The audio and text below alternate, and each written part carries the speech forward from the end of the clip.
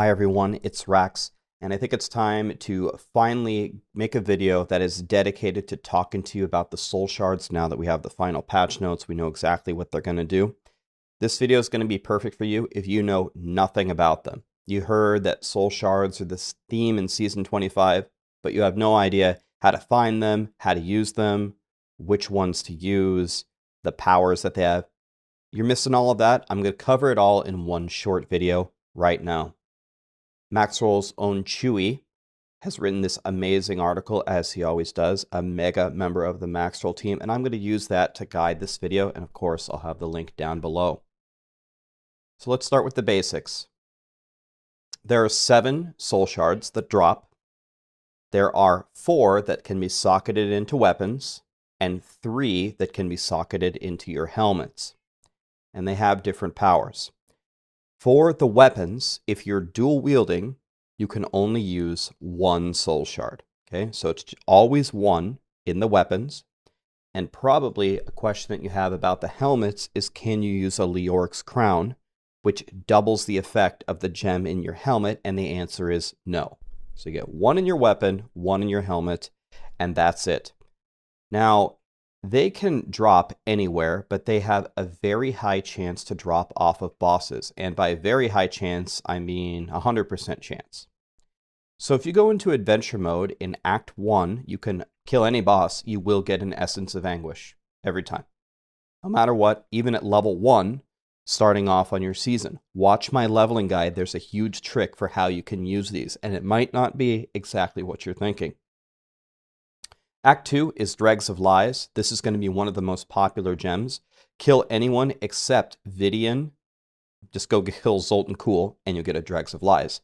Act 3, every boss has a 50% chance to either give you the Stain of Sin or the Fragment of Destruction. Act 4 is Revenant of Pain and Sliver of Terror. And Act 5 is Shard of Hatred. For a lot of people, for a lot of builds, you will be going for 2 of the soul shards. Dregs of Lies, because it increases damage to pets, and Sliver of Terror, because Sliver of Terror is used pretty much by every DPSing build all the time. Okay? So, that's where they drop, off of bosses. You put 1 in your helmet, 1 in your weapon, and let's continue to how do we upgrade them. Now, there are a lot of words here, a lot of amazing detail here by Chewy. I'm going to make this very simple. When a soul shard drops, it drops at rank 0, all right? And it's going to give you some kind of power, and it's also going to give you a little bit of a debuff, but usually the power is way better than the debuff, okay? That's at rank 0. When you upgrade it to rank 1, it's going to give you every power of all of the different gems for that slot. Okay, now what the hell does that mean? You know how normally when you're playing, when you have a weapon, you have a choice. You can either socket it with an amethyst or with an emerald, for the critical hit damage, or with a ruby for the extra damage, or a diamond, I believe, gives elite damage, all those things. When you upgrade it to the first rank, it gives you all of them. So you're not missing out on anything. You get the damage, the critical damage, the elite, the life on hit, and the thorns. Same thing with the helmet. When you upgrade it to rank 1, you're going to get all the things that the gem normally gives you. So that's nice. You're not missing anything. Now, when you upgrade it to rank 2, you're going to get an additional stat. 1 of these, and then 1 of these for the helmet, all right? Now, they're not equal at all. On your weapon, you are hoping to get, for most builds, the elemental damage. 75 elemental damage is a huge damage increase for your character. But there are some exceptions, like for example the Arashir Witch Doctor, the brand new one, where percent damage is actually better. And the reason why that is because the Mask of Jerem, that percent multiplier, is additive with your other elemental damage. Therefore, any extra elemental damage that you get nerfs that. Not nerfs it, well, it nerfs the extra elemental damage that you get. It devalues it. Let's say that. That's a better word for it. So most of the time, you'll be going for the elemental damage for what you're playing, but there are some exceptions where 50% damage is better. And in all cases, these two are better than 10 crit or 15 attack speed almost always. On the helmets, 20% reduced damage from melee or ranged is way, way better than the all resist or the main stat. I also think there's a choice to get armor. The armor is bad as well. So you're going for the percent damage reduction if you can find it. That's way more toughness. That's at rank 2. Then finally, at rank 3, you will unlock the ultimate power of your shard. Now, every shard has 3 ultimate powers, and as you might have guessed, they're not all equal. There is this lovely little chart here where Chewie explains a bunch of things about it. Here's the base effect, and here are the 3 different powers that you can get as the ultimate, and he also provides in italics some opinion on whether you will ever use it. So let's look at these. So Sliver of Terror is pretty much bar none the best helmet shard, even though it just got nerfed. Your cooldowns are increased by 25%. Now, increased means it takes longer for them to come back up. So that sounds bad, right? But for every skill on cooldown, you take less damage and deal more damage.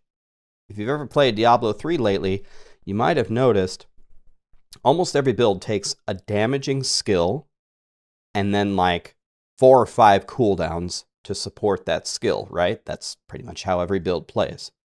So you can get a massive, massive value out of this gem. This is why it's pretty much the best in the game.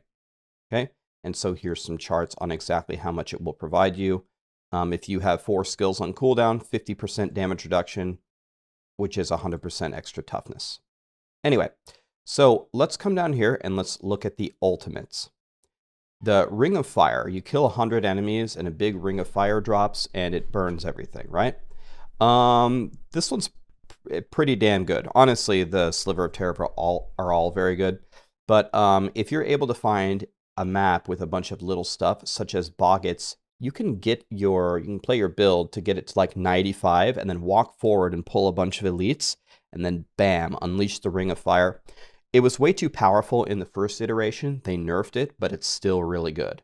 So this is definitely an option to use as your ultimate upgrade.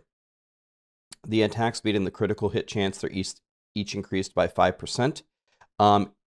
It's really good again. Just gives you a bunch of damage. It used to be 7. It will also give you a really good option to use in speed farming builds.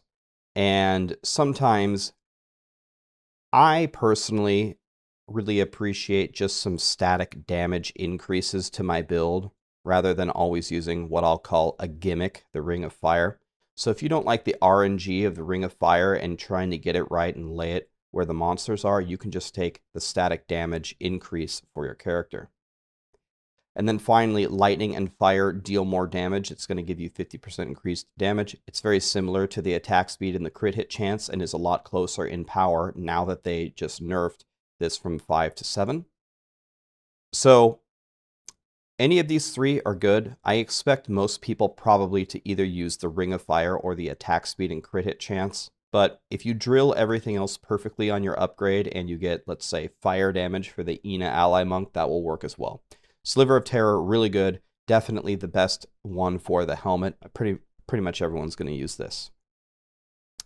Shard of Hatred. You deal 15% reduced damage when 3 or fewer enemies are within 25 yards. But if 3 or more enemies are within the same distance, you deal 5% increased damage per enemy to a maximum of 50%. So this is the other DPS gem for helmets, and I really just don't see people using this. What it does is it makes you way stronger in the Rift at the cost of making you a lot weaker on the boss. So if you have a build that really suffers during the Rift and is a god on the boss, then you can consider using this, but you would also have to consider that you wouldn't be using Sliver of Terror, which just helps you out everywhere. There might be some niche cases where some people use this, but I doubt it. So the upgrades here are, it gives you a little bit of increased damage. Here, killing an elite enemy pulls all enemies within 40 yards to where the elite died. It's just not useful. As Chewy said, just this upgrade is quite bad. I don't think anyone's going to use this. And the movement speed, where it's increased by 50%, but then decreased for every enemy close to you. This could be used for speed content, but overall, not many people are going to use the Shard of Hatred. The Fragment of Destruction, again, it's not going to be used for any kind of pushing stuff. Sliver of Terror is way better. You move through enemies. The enemies you pass through get a mark for 7 seconds. If that enemy dies, you get 1 second off of one of your cooldowns. So kind of like a Messerschmitt's or an Obsidian Ring, something like that. And if the Mark of Destruction expires before they die, you take 2% damage. So it gives you, like, as Chewy said, an Illusory Boots and a Messerschmitt's. Heal on kill, you have a 25% chance to restore health. I mean, we're not looking for restoring health here. We're trying to do damage. I just don't think anyone's going to use this. Movement speed, again, good for support builds. And execution, I mean, you could just take an executioner. Maybe it's going to be decent for support builds. As he said, it's going to be the ultimate support soul shard. So that's an option to give you another thing to cube. But other than that, we're not going to take this for any DPS builds. All right, let's go over the other 4 soul shards that we're going to put in our weapons and see how they stack up. So the Essence of Anguish, every time you deal poison damage to an enemy, you increase your cooldown and your movement speed while your damage received is increased. So you take more damage to get more cooldown and movement speed. So probably not the best choice for hardcore. To apply this poison stuff, you can actually very simply on your weapon roll the poison damage type at the top. You know how on weapons it has like 1200 DPS to 1400 DPS fire damage or lightning damage, something like that. If you put poison at the top there, it will work for all of your abilities on all of the different classes. Okay. So the first ultimate upgrade is you can increase it up to 15 stacks, which would give you even more cooldown and more movement speed. That might be very good for speed content farming, but it's probably not going to be used much for pushing. Now this poison debuff is amazing. When you deal poison damage to an enemy, they receive 50% increased poison damage from all sources for 10 seconds. The funny thing about this, unless they fixed it, which they didn't say anything on the patch notes, the debuffed enemies have all damage increased by 50% multiplicatively. It's not just poison damage. It's all damage. So this upgrade gives a 1.5 multiplier to our entire party. That's how it was on the PTR, and there were no patch notes saying that it was changed. So this poison debuff can actually be quite incredible. And then finally, there is an explosion on kill. When you kill an enemy, you deal that damage from the death blow to all enemies within 25 yards. This would only be used on builds where you just do all of your damage instantaneously. The number one thing that comes to mind is the Tempest Rush Monk. You spin around, build your flurry, and then bam, one-shot everything. That could be an option there. Hi, Sammy. All right. Remnant of Pain. Your critical chance is reduced by 15%. Attacks against incapacitated enemies are automatically critical hits. So, whenever you hit them with a hard crowd control, a stun, a freeze, a fear, a blind, a charm, anything like that, you're guaranteed to crit them. So this one could be used for builds that have like a hard CC on demand when they're DPSing. For example, Necros with Crispin Sentence, when they use bone armor and they stun everything and then they attack, could be very good. Or the Frenzy Barbarian, or the Heaven's Fury Crusader, or maybe even the Tempest Rush Monk again, where you blind before you hit him with that massive hit. So the cold damage, hitting enemies with cold damage has a 50% chance to freeze them. Cold skill damage increased to frozen targets is increased by 20%.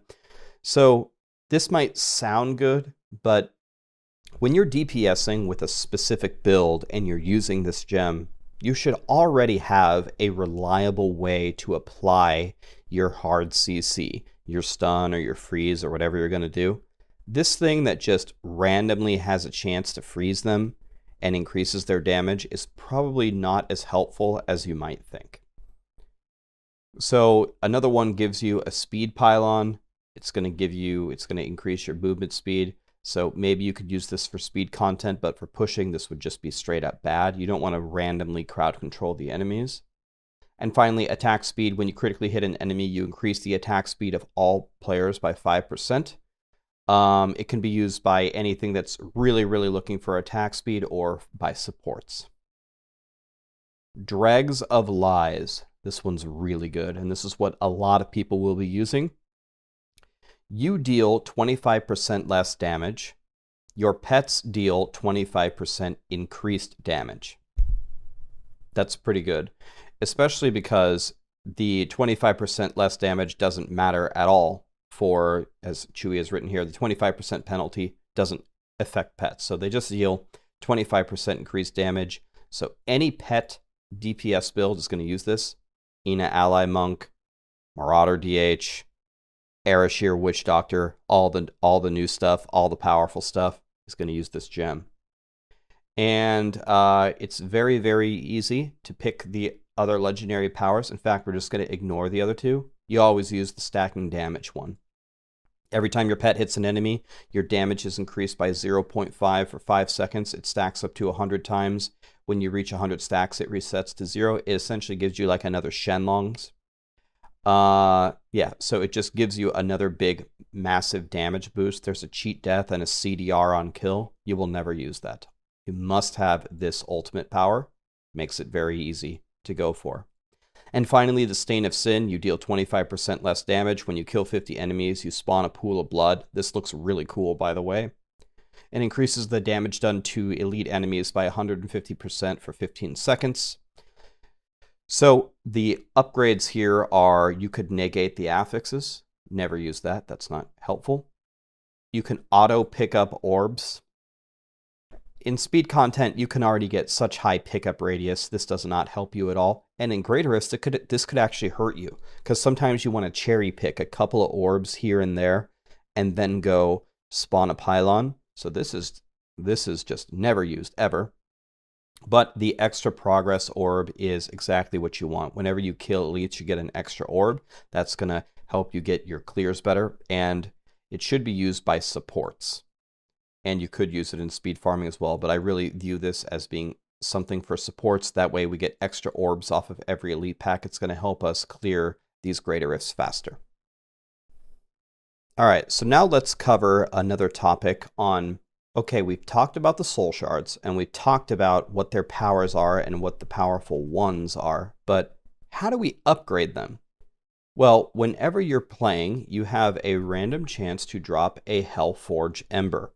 And I've heard that the rarity of a Hellforge Ember dropping is about as rare as a Ramaladni's gift. So however many Ramaladni's gifts you usually get in a season, if you get 1 million of them, then that's how many you'll have. So when you get these Hellforge Embers, you can use them to upgrade whatever soul shard you'd like to do. So the first important thing is to upgrade your soul shards to their ultimate level so you can use them, right? But they have another use. If you level up soul shards, you can actually use them as powerful augments.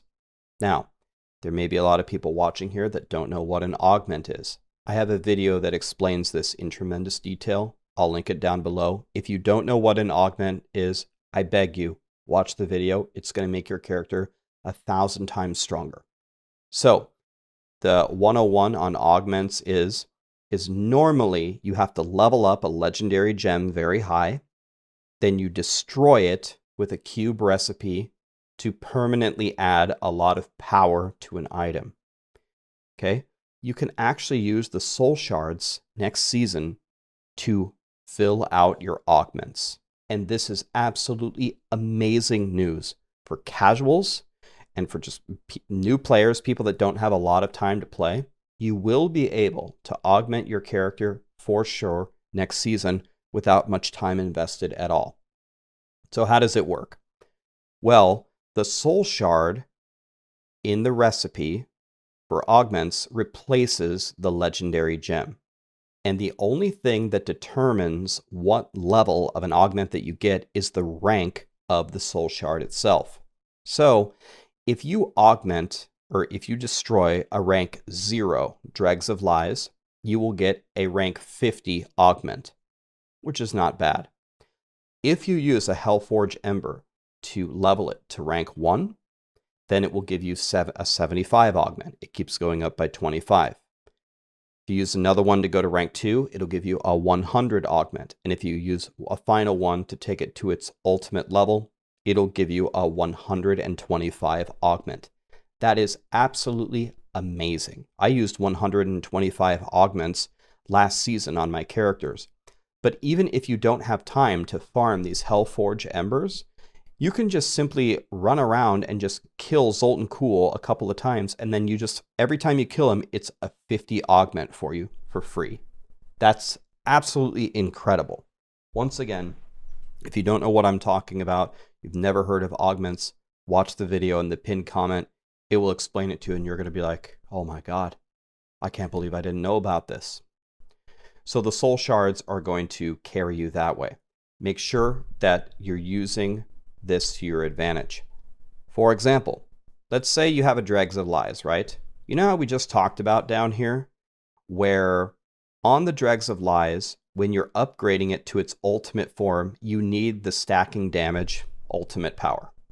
If you get one of the other two, you only get one of them. If you get one of the other two, rip, I gotta make a new one, right? Well, if you've upgraded it all the way up and you have a cheat death, you might think that you're just going to throw away the Dregs of Lies, right? No, no, no, no, no. It gives you a 125 augment. Use it. So even a failed upgrade will still be valuable to you. The final thing I will say on soul shards, and this is extremely, extremely important for leveling up, is if you salvage them, you get one and you salvage it, it's going to give you gems. Marquee gems, Imperial gems, or Flawless Royal gems. And it can also give you some other things. I think it can also give you Greater of Keys in some instances. Getting those gems is amazing. It's going to give you all the stuff that you need to socket into your armor. It's going to give you all the things that you need at the beginning of a leveling journey. If you go kill Zoltan Kuhl 1,000,000 times in a row and just get a bunch of Dregs of Lies and salvage them, you will get a bunch of rubies. The rubies can be put into your weapon to make you infinitely stronger. They can also be put into your helmet, which gives you a massive XP boost, which is going to make you fly to 70. Watch the leveling guide that I put out yesterday. I explain it, I demonstrate it, and actually today, I guess for you guys watching the video, it'll be yesterday, I just released a video demonstrating leveling 1 to 70 in 74 minutes solo on hardcore using this soul shard trick. By picking up a soul shard, salvaging it, getting a ruby, and then leveling, I leveled 1 to 70 solo in 74 minutes. That's a pretty blazing time. And you'll see there's no magic. There's no miracles that happen. I didn't even use the cube. I didn't even upgrade a power. I just went for it. Anyway, guys, that's going to wrap up this video. This hopefully has been a complete rundown of soul shards. Let's do a really, really quick 30-second summary. There's 7 soul shards. You find Hellforge Embers, which have the rarity of a Ramaladni's gift, and you upgrade them up to rank 3. Okay? Here's where they drop from all the bosses. Here's what you get. You get all of the powers at rank 1. You get an extra power at rank 2. Remember, the elemental damage and the damage is best for weapons, and the damage reduction is best for helmets. Sliver of Terror is probably the best. All 3 of the upgrade powers are very good for your helmet. Down here, the best, usually for most pet builds, which it seems to be the season of pet builds, is Dregs of Lies. Essence of Anguish can also be used, especially for the poison debuff, which actually works for all damage types. Remember that soul shards can be used as augments, which is huge. Remember, you can salvage them for gems, which is very good for early on getting some rubies for your character. I hope that answers literally any question that you could have about soul shards. I'll also post a link to this guide. Let me know if you guys have any further questions. Otherwise, I'll see you in Season 25. We'll be blasting starting on Friday. Thank you.